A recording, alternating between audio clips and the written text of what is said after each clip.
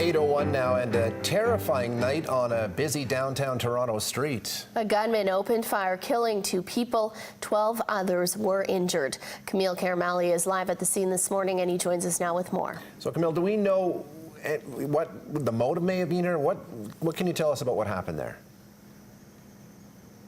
Well, as you mentioned, Shay and Aaron, 14 people suffered gunshot wounds when this gunman went on a shooting spree last night at around 10 o'clock Toronto time. I want to show you the Danforth right now. It's a very popular street, and it's eerily quiet for a Monday morning when it's supposed to be hustling and bustling at this hour. Lots of bars, cafes, restaurants here, but now all taped off. You can see police continuing their investigation. I want to draw your attention to that restaurant there, Massini. That was one of the several establishments that this gunman fired into. Now, we know that 3 people are dead, including the 29-year-old male who was the suspect in this case. And we know that there are 2 victims who are deceased, one who died on scene last night, who police describe as a young woman. We also heard this morning that another victim has now died in hospital. We had learned that a young girl, a 9-year-old girl, was taken to hospital in critical condition last night, but SIU would not confirm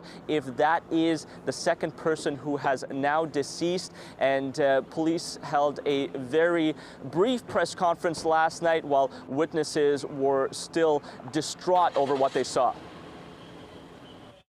Zigzagging on Danforth, going from the south to the north, and wherever he saw people, he would just start shooting. I'm not calling it random. This person was here, and he definitely shot. I don't know why he did what he did. He won't be able to tell us.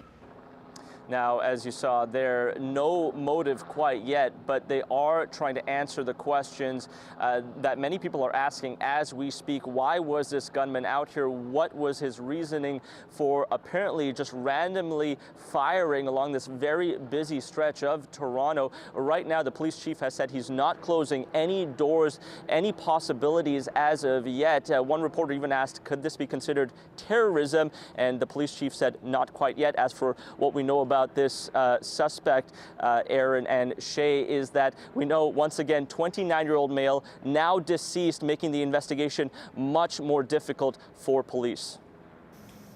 Okay. Thank you, Kamil. Thanks, Kamil.